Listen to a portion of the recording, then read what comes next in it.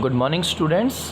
SST 7th class जिसमें geography का हम फर्स्ट सेमेस्टर के अकॉर्डिंग लास्ट चैप्टर कर रहे हैं, जिसको हम 7th, जिसका नेम है 7th चैप्टर। और चैप्टर का जो नेम है वो है जल, वाटर। हम इसकी आज शुरुआत करेंगे।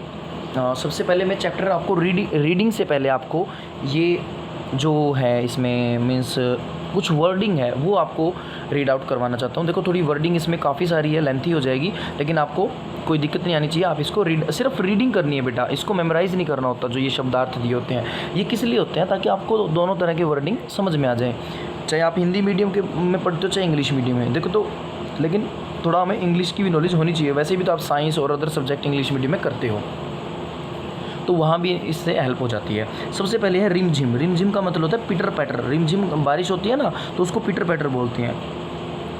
वर्षा के भरे गड्ढे। वर्षा के भरे गड्ढे होते हैं जो उनको रेन पेडल्स बोलते हैं, मीन्स जो बारिश के पानी से गड्ढे भरे होते हैं। तैराकर उसको फ्लोट बोलते हैं।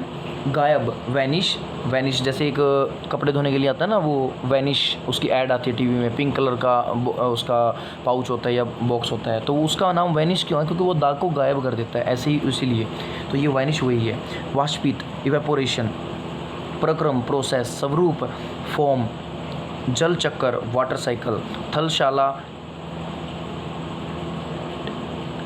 टेरेरियम। सिंचाई, इरिगेशन। बहता, फ्लोट डाउन। लवणीय। लवणीय क्या होता है? साल्टी वाटर होता है जिसमें नमक की मात्रा होती है, और एक होता है अलवणीय जिसमें नमक की मात्रा नहीं होती। सोडियम क्लोराइड, इसको सोडियम क्लोराइड इंग्लिश में भी यही रहेगा और हिंदी में भी यही रहेगा। नमक जो होता है हमारा खाने वाला वही होता है इसमें, इसका फॉर्मूला होता है जो वो आप साइंस के अंदर करेंगे आगे जाकर, या तो 6th में मिल जाएगा वरना 7th 8th में आपको ज़रूर मिल जाएगा। नेक्स्ट है वितरण। वितरण मतलब बांटना, डिस्ट्रीब्यूशन। जल की कमी, वाटर स्कैरिसिटी। नेक्स्ट है प्रदर्शित, डेमोन्स्ट्रेटेड। प्लव। प्लव का मतलब होता है कम प्रयास में की तैरना, मीन्स जहाँ तैरने में कम एनर्जी लगती है उसको हम फ्लोट बोलते हैं। सघन, डेंस। सघन मतलब डेंस मतलब घना। जीवन के लिए, सर्वाइवल। आवश्यक, इसेंशियल। बुझाना, क्विंच। नेक्स्ट है लापरवाही, केयरलेसली। बहुमूल्य संसाधन, प्रीसियस रिसोर्स। नंगे पैर, बेयर फीट। जादुई सी, मैजिकल। समुद्र तट, सी शोर। ठंडी पवन, कूल ब्रीजी। लहरों का संगीत, म्यूजिक ऑफ द वेव्स। सम्मोहित करने वाला, फैसिनेटिंग। सम्मोहित करने वाला मीन्स जिसको देखकर आप बिल्कुल मंत्रमुग्ध हो जाते हैं, उसकी तरफ आपका अट्रैक्शन हो जाता है। बहुत सारे देखो प्राकृतिक दृश्य ऐसे होते हैं, कई जगह झरने बहते हैं, देखकर इतना दिल खुश होता है, उसको हम क्या, वो हमारा मन मोह लेता है, तो उसको हम बोलते हैं सम्मोहित। शांत जल, काम वाटर। वर्गीकृत, कैटेगराइज्ड मीन्स किसी चीज़ को वर्गीकृत करना, कैटेगरी में डिवाइड करना। तरंगे, वेव्स। ज्वार भाटा, टाइड्स। धाराएं, करंट्स। पोताश्रय तरंगे, हार्बोर वेव्स। ज्वालामुखी, उद्गार। Volcanic eruption. विस्थापित, शिफ्ट। अत्यधिक विनाश, ट्रेमेंडस डिस्ट्रक्शन। डिस्ट्रक्शन जो होता है वो विनाश होता है, और ट्रेमेंडस होता है अत्यधिक, मतलब बहुत ही भयानक भी बोल सकते हो। भूस्खलन, लैंडस्लाइड। लैंडस्लाइड जो पहाड़ी एरिया होता है वहाँ पर क्या होता है, कई बार आप न्यूज़ में सुनते होगे कि हिमाचल प्रदेश के इस शहर में लैंडस्लाइड हो गया, भूस्खलन हो गया, कि जो मिट्टी होती है, जो पहाड़ी मिट्टी, वो खिसक कर नीचे आ जाती है, रोड की तरफ आ जाती है, मतलब ऊपर पहाड़ में से मिट्टी निकल के बाहर आ जाती है वो। धस गई, वेंट अंडर। अकस्मात गति, सडन मूवमेंट। नीचे की दिशा, डाउनवर्डली डायरेक्शन।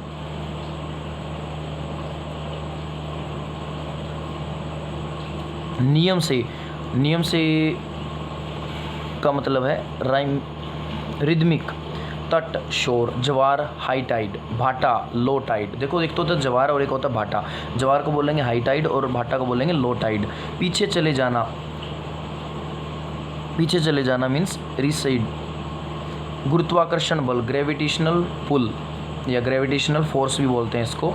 अभिकर्षित, इन्फ्लुएंस। बृहत ज्वार, स्प्रिंग टाइड्स। चतुर्थांश मीन्स क्वार्टर, किसी चीज़ का चौथा हिस्सा, चतुर्थांश। लघु ज्वार भाटा, नीप टाइड्स, नौ संचालन नेविगेशन मीन्स जो नौ संचालन का काम होता है उसको नेविगेशन बोलते हैं। बंदरगाह हार्बर, पोर्ट भी बोलते हैं इसको। बिना कठिनाई के प्लेंटीफुल। विद्युत उत्पन्न करने, विद्युत उत्पन्न मतलब जनरेट इलेक्ट्रिसिटी। नियमित रूप, फ्लोइंग कॉन्स्टेंटली मीन्स नियमित रूप से, जैसे कई नदी होती है नियमित रूप से बहती रहती है एक ही फ्लो में, तो उसको कहते हैं कॉन्स्टेंटली फ्लोइंग। लैब्राडोर महासागरीय है, लैब्राडोर ओशियन। Gulf stream. मत्स्य नक्षत्र, फिशिंग ग्राउंड्स मतलब जहाँ पर मत्स्य क्षेत्र होता है, मछलियाँ वगैरह पालने का सही सिस्टम होता है जहाँ पर। कोहरे वाला मौसम, फोगी वेदर, कोहरा जिससे ये लगता है कि हाँ ये कोहरा सा हुआ है, तो वो कोहरे वाला जो मौसम होता है उसको बोलते हैं फोगी वेदर। इसमें कुछ प्लेसेस के नेम आएंगे, सुमात्रा, ब्रह्मा, इंदिरा पॉइंट, अंडमान निकोबार, आंध्र प्रदेश, तमिलनाडु, केरल।